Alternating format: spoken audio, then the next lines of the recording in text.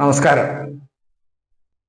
കേരളത്തിന്റെ വിപ്ലവ നായകൻ, പുന്നപ്ര വയലാർ സമരത്തിന്റെ സമരനായകൻ എന്നീ വിശേഷണങ്ങളാൽ അറിയപ്പെടുന്ന സഖാവ് VS അച്യുതാനന്ദന് ആദരാഞ്ജലികൾ അർപ്പിക്കുന്നു. ഇന്ന് രാവിലെ, തിങ്കളാഴ്ച രാവിലെ ഒരു സമരാഭാസം നമ്മുടെ ആലപ്പുഴ ജില്ലയിൽ ഉണ്ടായി. ആലപ്പുഴ ജില്ലയിലെ കാർത്തികപ്പള്ളിയിൽ ഒരു UP സ്കൂളിൽ ചെറിയൊരു സംഭവം ഉണ്ടായതിന്റെ പശ്ചാത്തലത്തിൽ KSCയും കോൺഗ്രസും യൂത്ത് കോൺഗ്രസും എല്ലാവരും കൂടി ഒരു സമരാഭാസം അവിടെ നടത്തുകയുണ്ടായി. ആ സമരാഭാസം എന്താണെന്ന് വെച്ചാൽ, ഞായറാഴ്ച ദിവസം അവധി ദിവസമാണ്. ആ അവധി ദിവസം ഒരു പഴയ കെട്ടിടത്തിന്റെ ഒരു ഭാഗം, കുറച്ച് ഭാഗം 2-3 ഓടുകൾ താഴത്തേക്ക് വീണു. അവിടെ സ്കൂളില്ലായിരുന്ന ദിവസമാണ്. കാറ്റിലും മഴയിലും പെട്ട് അവിടെ 1-2 ഓടുകൾ താഴത്ത് വീഴുകയുണ്ടായി. ആ ഓട് താഴത്ത് വീണതിന്റെ പശ്ചാത്തലത്തിൽ പിറ്റേ ദിവസം KSCയും കോൺഗ്രസും അതുപോലെ യൂത്ത് കോൺഗ്രസും കൂടി മാധ്യമപ്രവർത്തകരെയും കൂട്ടി സമരാഭാസം നടത്തുകയുണ്ടായി. ആ സമരാഭാസം നടന്നു വരവെ അവിടുത്തെ പ്രധാന അധ്യാപകനെ കയ്യേറ്റം ചെയ്യുന്ന സ്ഥിതി വരെ ഉണ്ടായി. എന്തായിരുന്നു അവിടെ സംഭവിച്ചത്? യഥാർത്ഥത്തിൽ അവധി ദിവസമായത് മാത്രമല്ല, കാർത്തികപ്പള്ളി എന്ന് പറയുന്ന സ്ഥലത്തെ ഈ സ്കൂളിൽ യഥാർത്ഥത്തിൽ ഒരു കെട്ടിടം പുതിയതായിട്ട് പണിതിട്ടുണ്ട്. ആ പണിത് കെട്ടിടത്തിലേക്ക് ഷിഫ്റ്റ് ചെയ്യുന്നതിന് വേണ്ടിയിട്ടുള്ള നടപടികൾ ആരംഭിച്ചിരിക്കുകയാണ്. വിദ്യാർത്ഥികളെ മുഴുവൻ ആ പുതിയ കെട്ടിടത്തിലേക്ക് ഷിഫ്റ്റ് ചെയ്യും. ആ ഷിഫ്റ്റ് ചെയ്യുന്നതിന്റെ ഭാഗമായിട്ട് പഴയ കെട്ടിടത്തിൽ തന്നെയായിരുന്നു ഇവരുടെ വിദ്യാർത്ഥികളെ എല്ലാവരെയും ഇരുത്തിക്കൊണ്ട് പഠിപ്പിച്ചിരുന്നത്. ഞായറാഴ്ച നല്ല മഴയായിരുന്നു, കാറ്റും ഉണ്ടായിരുന്നു. അവിചാരിതമായി 2-3 ഓട് താഴത്ത് വീഴുന്ന പ്രശ്നവും ഉണ്ടായി. അവിടുത്തെ രക്ഷകർത്താക്കൾക്കോ അവിടുത്തെ നാട്ടുകാർക്കോ മറ്റ് പ്രശ്നമൊന്നുമില്ല. യൂത്ത് കോൺഗ്രസ്സുകാരും KSCക്കാരും മാധ്യമപ്രവർത്തകരെയും വിളിച്ചുകൊണ്ട് അവിടെ ഒരു സമരം നടത്തുകയാണ് ഉണ്ടായത്. ഈ സമരം എന്ന് പറഞ്ഞാൽ അതിക്രമമായിട്ടുള്ള സമരമായിരുന്നു. ആ കുട്ടികൾ പഠിക്കുന്ന സ്കൂളിലെ ചോറും മറ്റും വെക്കുന്ന ആ അടുക്കളയിൽ കയറി അതിലേക്ക്, ആ ഭക്ഷണ പദാർത്ഥത്തിലേക്ക് മണ്ണ് വാരിയിടുകയുണ്ടായി. പ്രധാനാധ്യാപകനെ കയ്യേറ്റം ചെയ്യുകയുണ്ടായി. അതും പോരാഞ്ഞിട്ട് ഈ മാധ്യമപ്രവർത്തകരുടെ നേരെ വരെ അതിക്രമം കാട്ടുകയുണ്ടായി. ഈ മാധ്യമപ്രവർത്തകർക്ക് ശരിക്കും പറഞ്ഞാൽ അങ്ങനെ തന്നെ വേണം. കാരണം ഒരു ചെറിയ പ്രശ്നമുണ്ടാകുമ്പോൾ മാധ്യമപ്രവർത്തകർ വളരെ ശക്തമായിട്ട് ഗവൺമെന്റിനെതിരായിട്ട് ജനങ്ങളെ എങ്ങനെ തിരിക്കാമെന്നതിനെ കുറിച്ചുള്ള ഒരു ഗൂഢാലോചനയിലാണ് ഇപ്പോ കോൺഗ്രസിന്റെ കൂടെ ചേർന്ന് മാധ്യമപ്രവർത്തകരും ചെയ്യുന്നത്. ആ മാധ്യമപ്രവർത്തകർക്കിട്ട് തന്നെ ആദ്യം കയ്യേറ്റം ചെയ്യുന്ന സ്ഥിതി വരെ ഈ സമരത്തിന്റെ ഭാഗമായിട്ടുണ്ടാകുകയാണ്. അതെല്ലാം അപലപനീയം തന്നെയാണ്. പക്ഷെ ഈ മാധ്യമപ്രവർത്തകരുടെ കാട്ടായം കണ്ടു കഴിഞ്ഞാൽ അവർക്കിട്ടും ഇത് കിട്ടേണ്ടതാണെന്ന് ജനങ്ങൾ ധരിച്ചാൽ അതുവരെ തെറ്റു പറയാൻ പറ്റാത്ത ഒരു സാഹചര്യത്തിലാണ്. ആ രീതിയിലാണ് ഇവരുടെ കോൺഗ്രസ്സുകാരുടെയും യൂത്ത് കോൺഗ്രസ്സുകാരുടെയും സമരാഭാസങ്ങൾ കേരളത്തിൽ ഇപ്പോൾ അരങ്ങേറിക്കൊണ്ടിരിക്കുന്നത്. ഇനി മറ്റൊരു കാര്യം കൂടി പറയാം.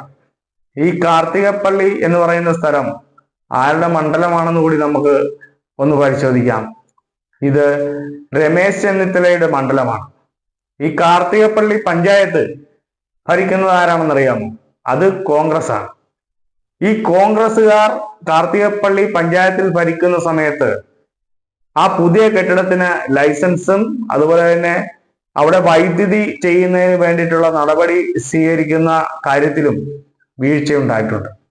ആ വീഴ്ച ഉണ്ടായതിന്റെ ഫലമായിട്ടാണ് ഇപ്പോ ഈ പഴയ കെട്ടിടത്തിൽ നിന്നും പുതിയ കെട്ടിടത്തിലേക്ക് ഷിഫ്റ്റ് ചെയ്യാൻ ഈ താമസം വരുന്നത്.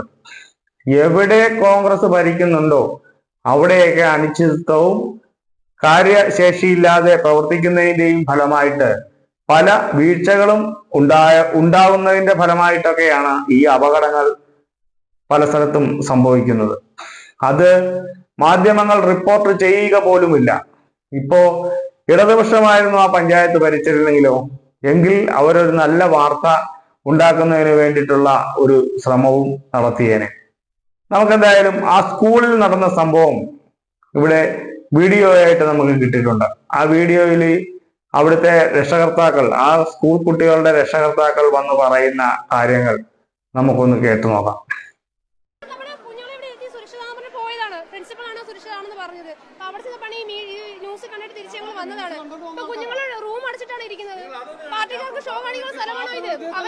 കുഞ്ഞുങ്ങൾക്ക് വേണ്ടിയാ പറയുന്നെങ്കിൽ ഇതിന് പുറത്ത് നിന്ന് പറയണം, അല്ലാതെ ഇതിനകത്ത്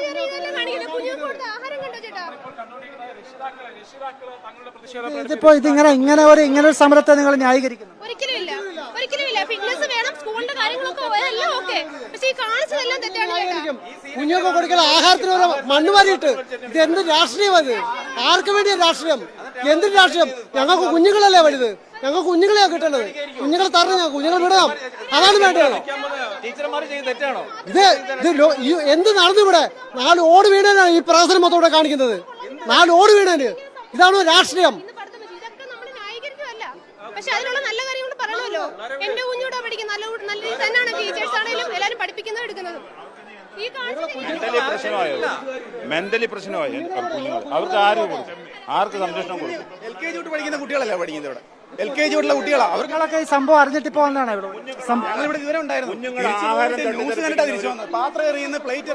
കുഞ്ഞുങ്ങളുടെ ആഹാരം തട്ടിത്തെറിപ്പിക്കുന്ന ഒരു പാർട്ടി എന്തിനു വേണ്ടിയിട്ട് ഇങ്ങനെയുള്ള പാർട്ടികൾ? കുഞ്ഞുങ്ങളുടെ ആഹാരം തട്ടിത്തെറിപ്പിക്കുന്ന പാർട്ടി നമുക്ക് എന്തിനാ? അതിനുള്ള ഒരു ആൻസർ ഇതാ. പഠിക്കുന്ന 2 മക്കളും പഠിക്കുന്നുണ്ട് ഇവിടെ. എങ്ങനെ ഇതുവരെ മയത്തിൽ തന്നെ ആയിരുന്നു, ഇതുവരെ ഇനി മയത്തിലാവത്തില്ല എന്ന് പറഞ്ഞാൽ സ്കൂളിനകത്ത് കോമ്പൗണ്ടിൽ കയറി അത് ഏത് രാഷ്ട്രീയ പാർട്ടി ആയാലും അത് അനുവദനീയമല്ല. അത് ഏത് രാഷ്ട്രീയ പാർട്ടിയാലും അനുവദനീയമല്ല. സ്കൂൾ കോമ്പൗണ്ടിനകത്ത് കയറി ഇത്രയും ഒരു അതിക്രമം കാണിക്കാന്ന് പറഞ്ഞാൽ ശരിയായ അവർക്കെതിരെ തീർച്ചയായും നടപടി എടുക്കണം. കുഞ്ഞു കുട്ടികൾ LKG തൊട്ട് 7ാം ക്ലാസ് വരെ പഠിക്കുന്ന കുട്ടികളാണ് അവിടെ ഉള്ളത്. അവർക്ക് അവർ LKG പഠിക്കുന്ന കുട്ടികളുടെ മൈൻഡ് എന്തുവാണ്? അവർക്ക് ഒന്നും അറിയാത്ത സിറ്റുവേഷനാണ്. അപ്പൊ ഇങ്ങനെയൊക്കെ സിറ്റുവേഷൻ കണ്ട് എന്താ അവര് ഇങ്ങനൊന്നും അല്ല ചെയ്യേണ്ടത്. ഇതല്ല രാഷ്ട്രീയം. ഓടി വരുന്നത് TV വെച്ചപ്പോൾ ന്യൂസ് ഉണ്ട്, കാർത്തിപ്പള്ളി സ്കൂളിൽ ഭയങ്കര പ്രശ്നം, നോക്കുമ്പോൾ ഭയങ്കര ലൈവായിട്ടുള്ള കാര്യങ്ങൾ കണ്ടിരിക്കുക. പേടിച്ച് പറിച്ചാണ് ഓടി വരുന്നത്. കുഞ്ഞുങ്ങളെ ഇവിടെ വിട്ടേക്കാം. നമ്മൾ എന്ത് വിശ്വസിച്ച് നമ്മളവിടെ ഇരിക്കും? എന്ത് രാഷ്ട്രീയം ഇവിടെ ഇവർ നടത്തുന്നത്? ആർക്ക് വേണ്ടി ഇവർ നടത്തുന്നത്? സ്കൂളിനകത്ത് വേണ്ടിയാണ് രാഷ്ട്രീയ പ്രവർത്തനം. LKG UKG പഠിക്കുന്ന കുഞ്ഞുങ്ങൾക്ക് ഇവർ കാണിക്കുന്നത്. ആർക്ക് വേണ്ടി രാഷ്ട്രീയം ഇങ്ങനെ കാണിക്കുന്നത്? ഇവർക്ക് മുതലെടുക്കുന്ന വേറെ എന്തെല്ലാം മാർഗങ്ങളുണ്ട് ചെയ്യാൻ? കൊച്ചു കുഞ്ഞുങ്ങളെ ജീവൻ വെച്ചാണ് ഇവർ പന്താടുന്നത്. വീട്ടിൽ വിഷമിച്ച് എത്ര ആൾക്കാർ ഇരിക്കുകയാണ് ചെയ്യുന്നത്. കുഞ്ഞുങ്ങളെന്ന് വിട്ടുകിട്ട് ഞങ്ങളങ്ങ് പോയേനെ. ഈ സമരത്തിന്റെ ഭാഗമായി അവിടുത്തെ പ്രധാന അധ്യാപകനെ കയ്യേറ്റം ചെയ്യുകയും ഭക്ഷണ പദാർത്ഥത്തിൽ മണ്ണ് വാരിയിടുകയും ചെയ്യുന്ന ഒരു രാഷ്ട്രീയ പാർട്ടി ഉണ്ടെങ്കിൽ അത് കോൺഗ്രസും യൂത്ത് കോൺഗ്രസുമാണ്. KSCക്കാരും വ്യത്യസ്തമല്ല. മാതൃകയാക്കേണ്ട ഒരു സമര പരിപാടികളെ ഇവർ ജനവിരുദ്ധമാക്കി എങ്ങനെ മാറ്റാം എന്നുള്ളതിനെ കുറിച്ച് ഗവേഷണം നടത്തിക്കൊണ്ടിരിക്കുകയാണ്. ഈ ജനങ്ങൾ ആരെങ്കിലും ഈ സമരത്തെ അനുകൂലിക്കുന്നുണ്ടോ? ആരുമില്ല. വ്യത്യസ്ത രാഷ്ട്രീയ പാർട്ടിയിലുള്ളവരും ഉണ്ടാവാം എൻ്റെ അകത്ത്. ഈ സംസാരിച്ചവരിൽ വ്യത്യസ്തമായിട്ടുള്ള രാഷ്ട്രീയ പാർട്ടികളിൽ ഉള്ളവരും ഉണ്ടാവാം. പക്ഷെ അവരൊന്നും ഇതിൽ യോജിക്കുന്നില്ല എന്ന് വളരെ വ്യക്തമായി മനസ്സിലാകാം. ഇനി ഈ മാധ്യമങ്ങളെല്ലാം കൂടി ഇവരെ സപ്പോർട്ട് ചെയ്യുന്നതിനും ഈ സമരം പൊലിപ്പിച്ചു കാണിക്കുന്നതിനും വേണ്ടിയിട്ടായിരുന്നു ഇതിന്റെ അകത്ത് കയറിയത്. പക്ഷെ അവർക്കിട്ടും കിട്ടി നല്ലതുപോലെ. ആ ഒരു രംഗം കൂടി നമുക്കൊന്ന് കാണാം.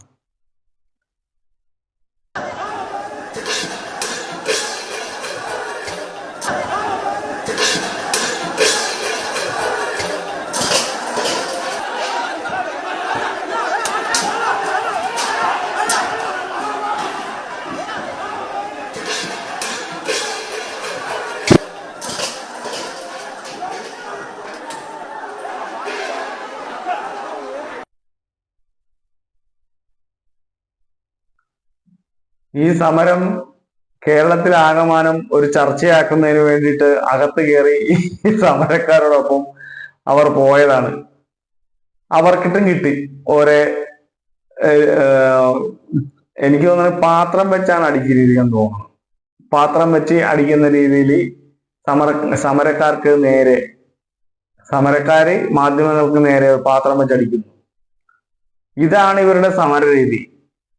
ജനങ്ങൾ വല്ലവരും അനുകൂലിക്കുന്നുണ്ടോ ഈ സമരത്തെ? ഒരു കാരണവശാലും അനുകൂലിക്കുന്നില്ല. കുട്ടികൾ പഠിക്കാൻ വന്നിരിക്കല്ല, അവർക്ക് ഇതിനെക്കുറിച്ച് വല്ലതും അറിയാതെ അവരുടെ മുമ്പിൽ പോയി സമരം ചെയ്യുക എന്ന് പറഞ്ഞാൽ എന്ത് പറയാനാ? ഈ യൂത്ത് കോൺഗ്രസ്സുകാരെയും കോൺഗ്രസ്സുകാരെയും ഒക്കെ അതിനൊത്ത് തുള്ളുകയാണ് KSCക്കാര്. ഈ KSCന്റെയും യൂത്ത് കോൺഗ്രസ്സുകാരുടെയും വാക്ക് കേട്ടിട്ട് പോയ ഈ കോൺഗ്രസ്സുകാരെയാണ് സമ്മതിക്കേണ്ടത്. അവർ ഈ സമരത്തിൽ നിന്ന് പിൻവലിച്ച് അല്ലെങ്കിൽ പഞ്ചായത്തിന്റെയോ അല്ലെങ്കിൽ ഈ കെട്ടിടത്തിന്റെ അനുമതി കൊടുക്കാതിരിക്കുന്നതിനുള്ള പഞ്ചായത്ത് ഓഫീസിലേക്കാണ് യഥാർത്ഥത്തിൽ മാർച്ച് നടത്തേണ്ടത്. സമരാഭാസം എന്ന് പറഞ്ഞാൽ ഇതാണ് സമരാഭാസം. കേരളത്തിലെ ജനങ്ങൾ ഇതെല്ലാം മനസ്സിലാക്കുന്നുണ്ട് എന്നുള്ള ഒരു ബോധം ഈ കൂട്ടത്തിലുള്ള ഒരുത്തരും പോലും ഇല്ലല്ലോ എന്ന് ഓർക്കുമ്പോൾ വളരെ സങ്കടകരമാണ് ഇവരുടെ കാര്യം. ഈ 9 വർഷം അധികാരമില്ലാതെ ഈ പുറത്തു നിൽക്കുന്ന ഇവരുടെ കയ്യിലെങ്ങാനും അധികാരം കിട്ടിക്കഴിഞ്ഞാലുള്ള അവസ്ഥ എന്തായിരിക്കും? കേരളത്തിന്റെ ഈ പൊതുസമൂഹം ശരിക്കും ചിന്തിക്കേണ്ട ഒരു കാര്യമാണ്.